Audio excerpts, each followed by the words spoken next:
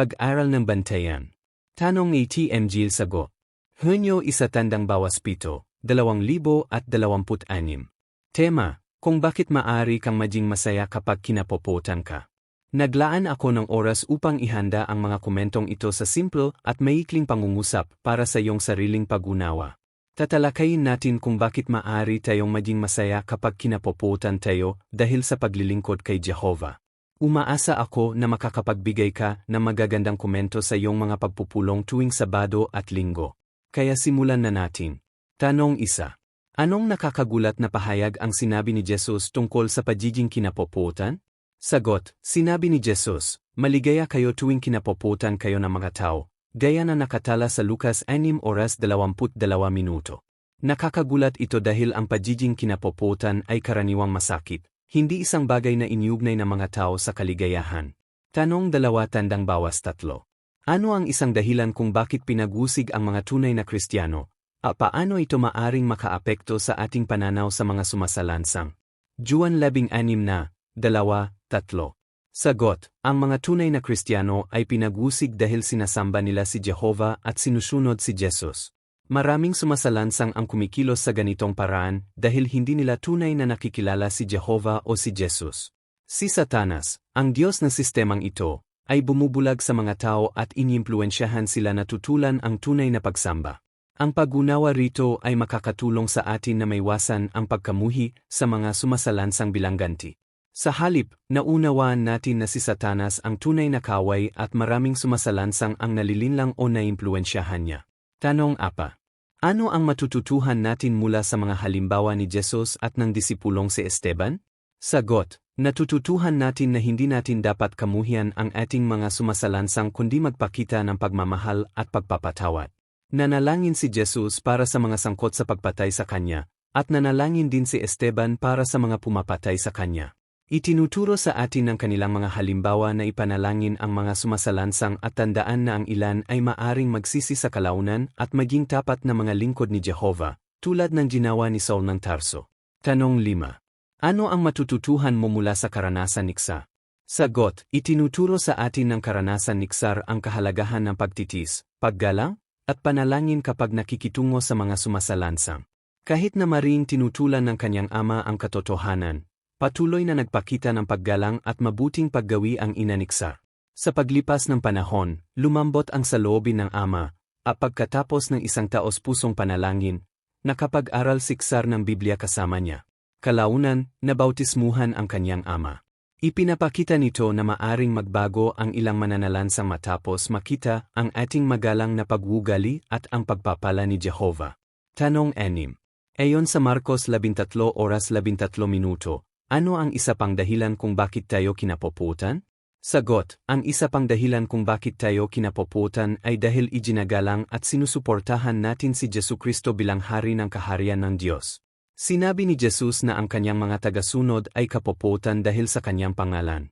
Ang kanyang pangalan ay kumakatawan sa kanyang autoridad at posisyon bilang hari na hinirang ni Jehovah.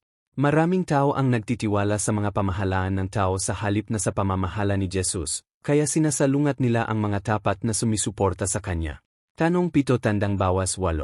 Bakit ang ilan sa mga lingkod ni Jehovah ay nagiging tampulan ng pangungutya? Juan 15:18, Sagot, ang ilan sa mga lingkod ni Jehovah ay nagiging tampulan ng pangungutya dahil hindi sila bahagi ng sanlibutan ni Satanas.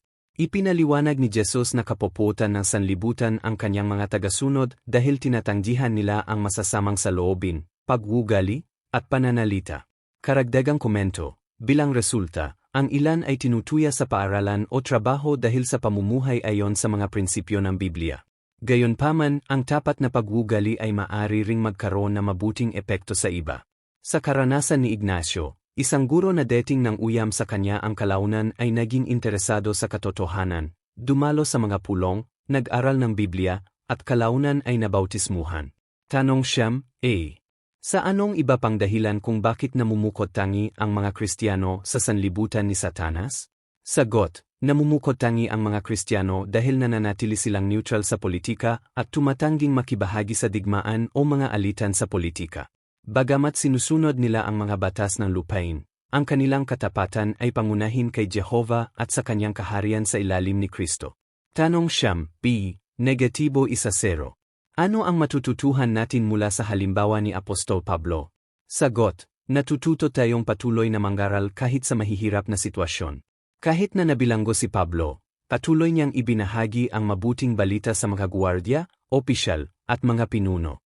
Gayon din, ginagamit ng mga tapat na Kristiyanong gayon ang bawat pagkakataon upang magpatotoo, kahit na sa bilangguan, na tinitingnan ang mga ganitong sitwasyon bilang mga pagkakataon mula kay Jehovah upang maabot ang mga taong tapat puso.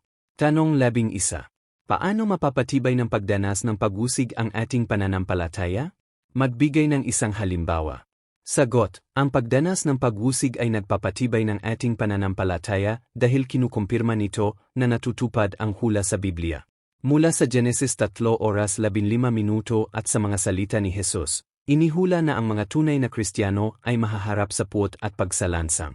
Sa halip na mabigla sa pag-usig, itinuturing ito ng mga tapat na Kristiyano bilang patunay na naglilingkod sila sa tunay na Diyos.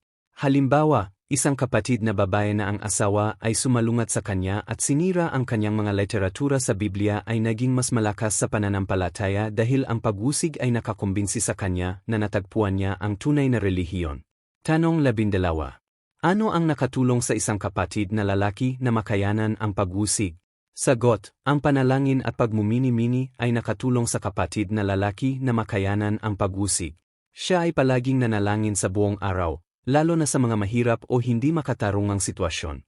Nagmini-mini rin siya sa mga tapat na halimbawa mula sa panahon ng Biblia at modernong panahon. Nakatulong ito sa kanya na magtiis at maranasan ang kapayapaan na ipinangako ni Jesus sa kanyang mga tagasunod. Tanong 13. Ano ang makakatulong sa atin na magtagumpay po? Sagot, ang pag-ibig kay Jehovah at sa ating mga kapatid ay makakatulong sa atin na madaig ang po.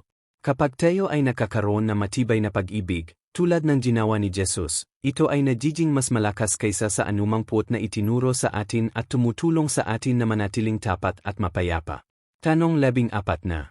Ano ang nakatulong kay Pablo na manindigan sa harap ng kamatayan? Sagot, ang matibay na pag-ibig ni Pablo kay Jehovah ang nakatulong sa kanya na manatiling matapang kahit na nahaharap sa kamatayan. Umasa siya sa espiritu ng kapangyarihan at ng pag-ibig mula kay Jehovah at handang tisin ang matinding pagsubok nang hindi isinusuko ang kanyang pananampalataya. Tanong 15. Paano ipinakita ng ating mga kapatid sa ating panahon ang walang pag-imbot na pag-ibig sa isa't isa?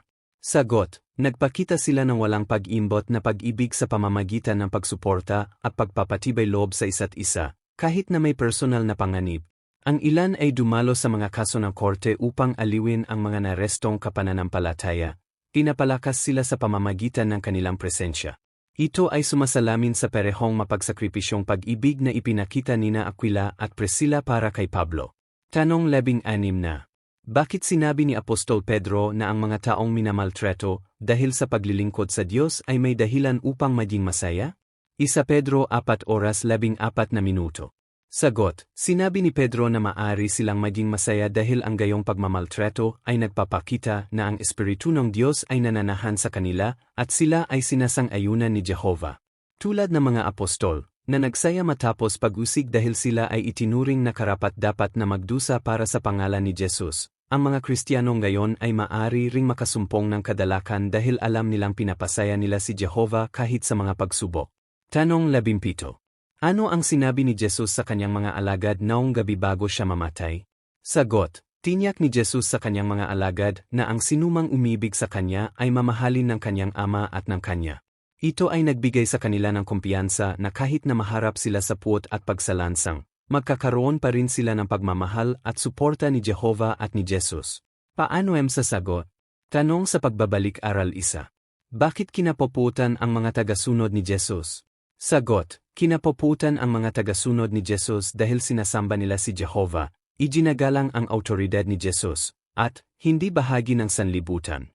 Tumanggi rin silang sandin ang mga pamantayan na mundo ni Satanas at nananatiling neutral sa politika, na naglalagay sa kanila sa pagtutol sa makamundong pag-isip. Tanong sa pagbabalik-aral 2. Paano mas malakas ang ating pag-ibig kaysa sa puot? Sagot, ang ating pag-ibig kay Jehovah, kay Jesus, at sa ating mga kapananampalataya ay mas malakas kaysa sa puot dahil ito ang nag-udyok sa atin na manatiling tapat, magpatawad sa mga sumasalansang, at magtiis ng pag-usig ng walang pagsuko. Ang pag-ibig na ito ay nagdaig sa galit at pumipigil sa puot na mag-ugat sa atin. Tanong sa pagsusuri 3. Bakit tayo maaring maging masaya kapag kinapoputan? Sagot, maaari tayong maging masaya kapag kinapoputan dahil ipinapakita nito na pinapalugdan natin si Jehovah at tinutupad ang hula sa Biblia. Nangangahulugan din ito na taglay natin ang pagsang-ayon ng Diyos at ang kanyang espiritu, at tinityak nito sa atin na tayo ay nasa panig ng tunay na pagsamba. Salamat sa panonood.